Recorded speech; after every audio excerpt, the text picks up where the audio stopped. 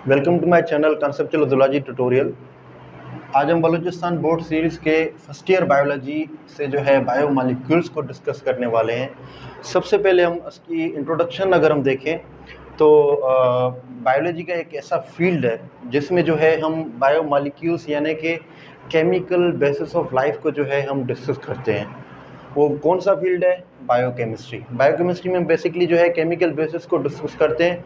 Chemical basis का मतलब ये है कि भाई जो एक लिविंग ऑर्गेनिज्म है उसका जो फंडामेंटल स्ट्रक्चर है, यानी कि जो एक बेसिक स्ट्रक्चर जो है वो एक सेल का बना है। लेकिन बात यहाँ पर ख़त्म नहीं होती, बल्कि सेल खुद जो है सब सेलुलर स्ट्रक्चर्स का बना होता है जिनको हम केमिकल्स बोलते हैं।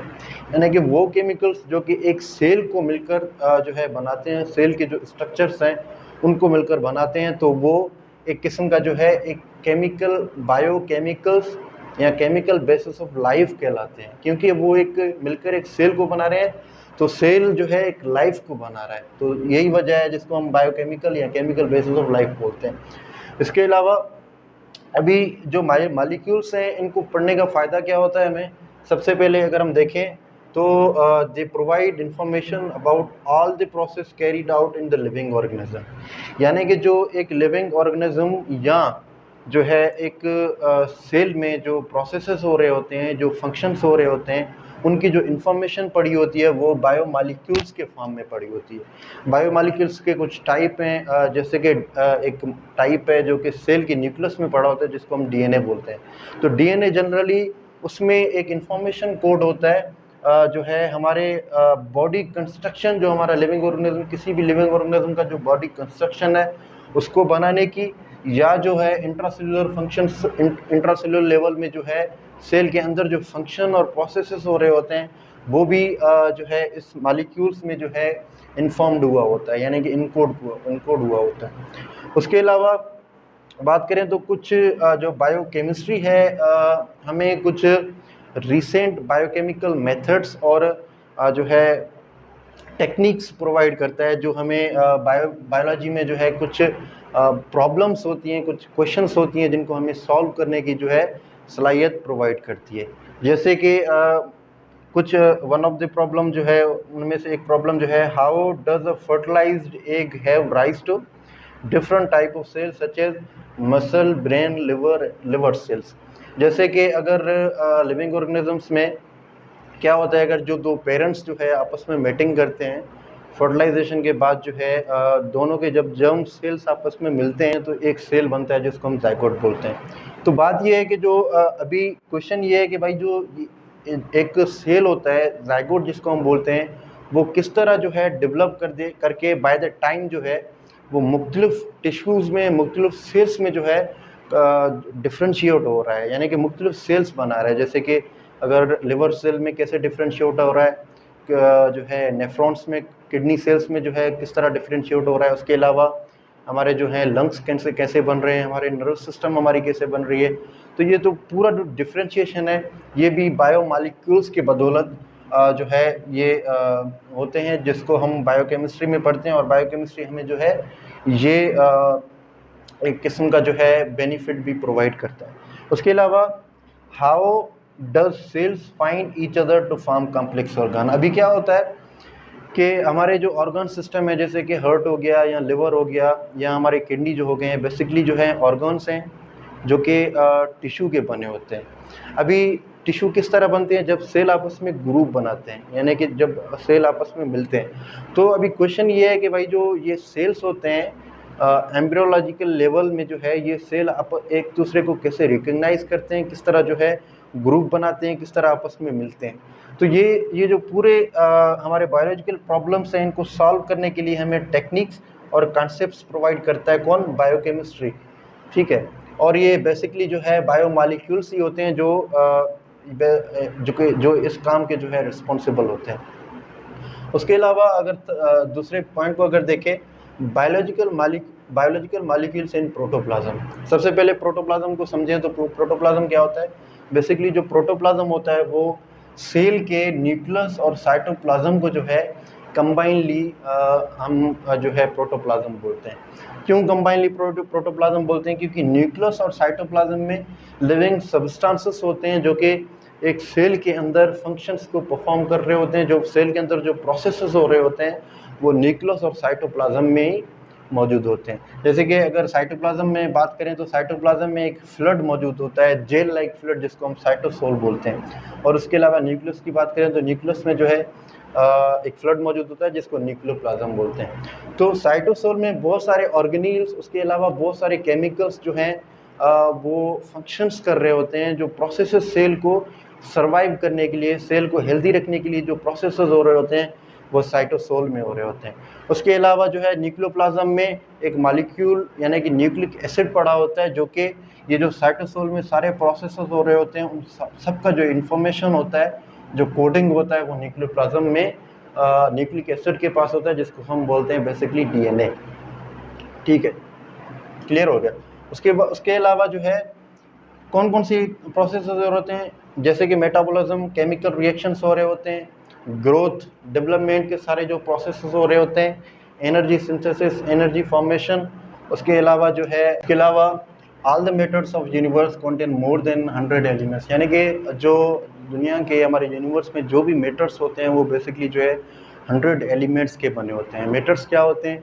बेसिकली वो चीज़ें जो कोई जगह ऑक्यूपाई करें या वज़न रखें तो वो उनको मैटर्स बोलते हैं। तो ऐसे जो मैटर्स होते हैं वो बेसिकली 100 एलिमेंट्स के जो हैं बने होते हैं। Although living organisms are composed of 25 elements. अभी जो ये 100 एलिमेंट्स होते हैं इनमें से 25 एलिमेंट्स ऐसे हैं जो कि किसी लिविंग ऑर्गेनिजम्स को जो हैं कंपोज्ड करते हैं, उनमें उनमें उनके जो हैं कंपोनेंट बन जाते हैं। इसके अलावा yet only 16 of these are essential for the life, यानी कि 25 से अगर हम बात करें तो जो 16 है वो एसेंशियल हो जाते हैं, यानी कि मेजर हो जाते हैं। बाकी जो 25 से जो 9 अदर एलिमेंट्स होते हैं उनको हम एज अ ऑप्शनल ले सकते हैं, यानी कि वो इतने ज़रूरी नहीं होंगे कि जितने जो हैं ये 16 एलिमेंट ज़रूरी हो सकते हैं। But 6 out of them are most common elements in the living organism, यानी कि अगर 16 से भी अगर हम बात करें तो उसमें से 6 ऐसे एलिमेंट्स होंगे जो कि मोस्ट एसेंशियल होंगे लिविंग ऑर्गेनिजम्स को बनाने के लिए, जो कि अगर हम देखा जाए तो जो है 99% ऑफ जो है लिविंग ऑर्गेनिजम्स का जो है मास बनाते हैं। उसके अलावा जो 1% जो है इन 6 मॉलिक्यूल्स के अलावा जो 10 एलिमेंट्स होते हैं जो हैं वो किसी भी लिविंग ऑर्गेनिजम्स के सिर्फ 1% को जो है 1% मास को जो है बनाते हैं। उसके अलावा the biological importance of hydrogen, oxygen, nitrogen, carbon is largely due to their valency. उसके अलावा देखा जाए तो ये 6 मॉलिक्यूल से भी 4 ऐसे मॉलिक्यूल्स हैं जिनमें जो है उनकी जो इम्पोर्टेंस है, उनकी जो खासियत है वो बायोलॉजी में जो है दूसरे एलिमेंट से ज़्यादा है। क्यों? वैलेंसी की वजह से, क्योंकि ये जो 4 एलिमेंट्स हैं इनमें जो है बॉन्ड बनाने की एबिलिटी है, यानी कि ये जो है दूसरे एलिमेंट्स को अपने साथ कनेक्ट करके मतलब लार्ज मॉलिक्यूल्स को बना सकते हैं, जो कि बेसिकली जिनको हम बायोमॉलिक्यूल्स बोलते हैं, जो कि किसी भी सेल्यूलर कंपोनेंट्स, सेल्यूलर स्ट्रक्चर को जो है मोस्टली बनाते हैं। इसके अलावा अगर देखें तो their ability to form more stable covalent bond than any other element with the same valency, यानी कि जो अगर हम देखें तो ये 4 जो एलिमेंट्स हैं इनकी जो वैलेंसी है, जैसे कि हाइड्रोजन की एक वैलेंसी है, यानी कि सिर्फ ये एक बॉन्ड बना सकता है। वैलेंसी की अगर हम बात करें तो वैलेंसी को जो है हम द एबिलिटी ऑफ जो है मैक मतलब बॉन्ड। अगर हाइड्रोजन की जो है एक वैलेंसी है तो यानी कि वो जो है एक बॉन्ड बना सकता है, यानी कि वो एक एलिमेंट को अपने साथ जो है अट्रैक्ट कर सकता है। तो वैलेंसी बेसिकली वैलेंसी का जो है कॉन्सेप्ट यही है, their ability to form more stable covalent bond than any other element with the same valency, यानी कि इन एलिमेंट्स के जो वैलेंसी होंगे इन सेम वैलेंसी के साथ जो है ये बहुत और ज़्यादा जो है कोवेलेंट बॉन्ड बना सकते हैं। यानी कि अगर हम देखेंगे ऑक्सीजन की जो है 2 वैलेंसी है, बेसिकली इसकी जो है 2 बॉन्ड जो है बनाने की एबिलिटी है, लेकिन जो है कुछ सिचुएशंस ऐसे आते हैं जो कि जो ऑक्सीजन एलिमेंट है वो 2 से ज़्यादा, यानी कि सेम वैलेंसी में अगर इसकी 2 वैलेंसी है तो ये 2 से ज़्यादा जो है बॉन्ड बनाने की एबिलिटी रखता है। तो यही वजह है, यही खासियत है जिसकी वजह से जो है बायोलॉजिकल इम्पोर्टेंस दिया जाता है इनको। ठीक है, उसके अलावा यही वजह है जो है एक water molecule as a buffer molecule का भी काम करता है। बफर का मतलब क्या होता है कि भाई जब हमारे बॉडी में पावर ऑफ हाइड्रोजन लेवल, यानी कि हाइड्रोजन का जो लेवल है बढ़ जाता है तो कुछ ऐसे मालिक्यूल्स हैं जिनकी हाइड्रोजन पावर ज़्यादा होती है, तो उनको हम बेसिकली बेस मालिक्यूल्स बोलते हैं। तो क्या होता है, हमारे बॉडी का जो है बफर सिस्टम एक्टिव हो जाता है, जो उनको ब्रेक डाउन करता है। ब्रेक डाउन होने के रिजल्ट में क्या होता है कि उनसे जो है हाइड्रोजन एलिमेंट्स जो हैं वो अलग हो जाते हैं, रिमूव हो जाते हैं। जब हाइड्रोजन एलिमेंट्स जो हैं अलग हो जाते हैं, तो उनको कहीं ना कहीं फिट होना होता है, यानी कि या तो उनको एलिमिनेट किया जा सकता है या तो दूसरे मॉलिक्यूल में जो है यूटिलाइज किया जा सकता है। तो क्या होता है बेसिकली, जब बेस मॉलिक्यूल से बफर सिस्टम में जब हाइड्रोजन एलिमेंट्स रिलीज होते हैं, तो क्या होता है, जो वाटर मॉलिक्यूल्स हमारे होते हैं वो ना हाइड्रोजन को एक्सेप्ट कर रहा होता है। अभी देखें, यहाँ पर ऑक्सीजन की जो वैलेंसी है, यहाँ पे जो है ऑलरेडी वाटर मॉलिक्यूल में जो ऑक्सीजन की वैलेंसी है वो कंप्लीट है, यानी इसमें 2 हाइड्रोजन अटैच्ड है, यानी कि इसकी वैलेंसी 2 थी तो 2 यहाँ पर कंप्लीट है, लेकिन फिर भी ये जो है तीसरे हाइड्रोजन को भी एक्सेप्ट कर सकता है। तो यही जो खासियत है, इनको जो है दूसरे एलिमेंट से जो है ज़्यादा इम्पोर्टेंट बना रहा है। 6 एलिमेंट्स की जो है फंक्शंस की अगर हम बात करें, बेसिकली इंपॉर्टेंस की बात करें, तो सबसे पहले अगर हम कार्बन को देखें, तो कार्बन जो है basic element of organic compound का काम करती है, यानी कि जो ऑर्गेनिक कंपाउंड्स होते हैं, ऑर्गेनिक कंपाउंड्स बेसिकली क्या होते हैं, कार्बनिक कंटेनिंग मॉलिक्यूल्स होते हैं, जिसमें क्या होता है, जो कार्बन एलिमेंट होता है एज ए बैकबोन एलिमेंट जो है काम करता है। ठीक है, तो अगर हम बोलेंगे ऑर्गेनिक कंपाउंड, तो इनको जो है यही रीज़न है कि भाई इनको कार्बन की वजह से ही इनको ऑर्गेनिक कंपाउंड कहा जाता है। ठीक है, अभी ये किस तरह बनते हैं, फिक्स्ड ड्यूरिंग द फोटोसिंथेसिस, यानी कि जो कार्बनिक कंटेनिंग मॉलिक्यूल्स होते हैं, इनको जो हमारे प्राइमरी प्रोड्यूसर्स होते हैं, जो कि सन एनर्जी को इस्तेमाल करके हमारे जो है जो कार्बन डाइऑक्साइड है उसको मॉडिफाई करते हैं, उनको जो है रिड्यूस करते हैं इनटू द शुगर मॉलिक्यूल्स, जिनको हम बेसिकली जो है ऑर्गेनिक मॉलिक्यूल्स बोलते हैं या कार्बनिक कंटेनिंग मॉलिक्यूल्स बोलते हैं। इसके अलावा